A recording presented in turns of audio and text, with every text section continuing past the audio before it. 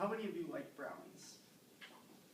All right, good. Because today, not only am I going to tell you a little bit about brownies, I'm also going to show you how to make some chocolate chip brownie bars. I enjoy cooking and experimenting with recipes and food and stuff, and sometimes it turns out pretty good, which we may find out. So today, I'm going to give you a brief history about brownies. I'm going to tell you how to prepare and bake Paula Deen's delicious chocolate chip brownie bars. Before we get started with preparing our chocolate chip brownie bars, I'd like to give you a brief history about brownies. According to ushistoryscene.com, in the early 19th century, experimentation with chocolate in baking and cooking began. The first chocolate bars were produced in Britain in the mid-19th century, and soon after that, they produced the first milk chocolate bar. Sources suggest also that a new chocolatey baked good was introduced at the Columbian Exposition held in Chicago, Illinois in 1893. These were a super rich, fudgy chocolate confection, which was known as the Palmer House brownie. Now, these brownies were perhaps the first brownies ever made, and they were made with significant amounts of chocolate, butter, and sugar, as well as cake flour and eggs. They were also topped with walnuts and apricot glaze. It is unclear of the first official brownie recipe. However, Fannie Farmer's 1896 Boston Cooking School cookbook included a recipe for brownies, but these brownies weren't what you and I consider brownies to be today because they contained no chocolate. They only contained butter, powdered sugar, molasses, 1 egg, flour, and pecan meat.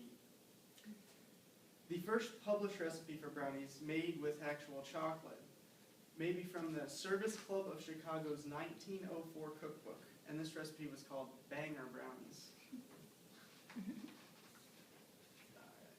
Now that you know some brief history and background about brownies, I'm going to begin to tell you how to prepare to make these chocolate chip brownie bars.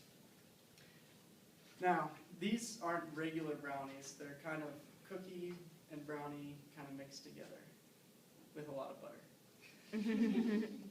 So first you'll need non-stick cooking spray, a cup of butter, whole cup of butter, 1.5 cups of firmly packed brown sugar, 4 large eggs, 2 cups of all-purpose flour, 1 teaspoon of baking soda, half a teaspoon of salt, 1 cup of semi-sweet chocolate morsels, 1 box of brownie mix that you can buy from the store,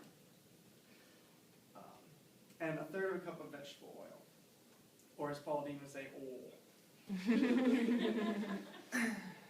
Now you're going to get your equipment and everything ready and your supplies and everything. So you'll want to soften your butter. You can do this by leaving it out for a little while, or you can put it in the microwave for a little bit.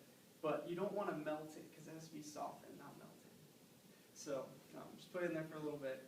You want to preheat your oven to 350 degrees Fahrenheit. You'll need some bowls, like good-sized bowls, to do all your mixing in. You'll need a mixer. Don't have the thingies. Spatulas and spoons and things. You'll need a pan to bake your brownies in. And if you want, you can line the pan with aluminum foil. Kind of makes it easier to remove the brownies, and it also leaves your pan nice and clean afterwards.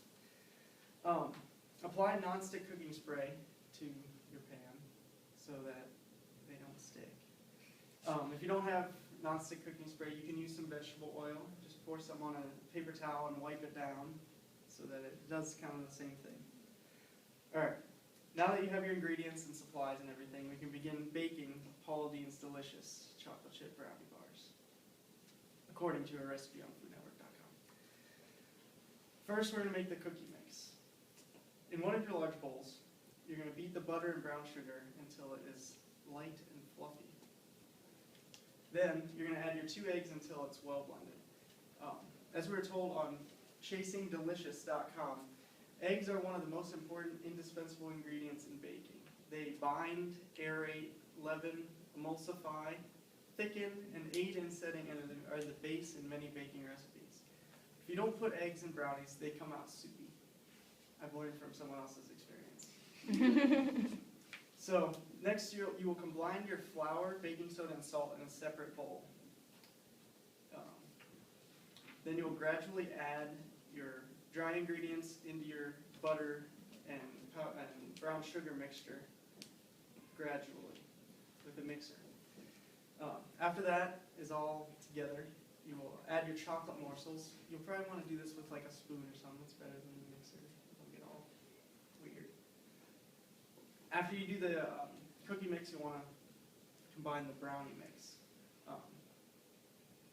You'll combine your box of brownie mix with your oil, a quarter cup of water, and the remaining 2 eggs. After you're finished with that, you'll get your pan that you prepared earlier, and you will put your cookie mix down first, and then the brownie mix on top of that. And then you will swirl it together with a spoon or something. After you do that, it's time to bake them. Once your oven's preheated, you will put your pan into the oven and bake for about 40 minutes or until the edges start to slightly come away from the pan. Once they're baked accordingly, you remove them from the oven and let them cool for about an hour. After that, you will cover them and put them in the refrigerator for 4 hours to cool.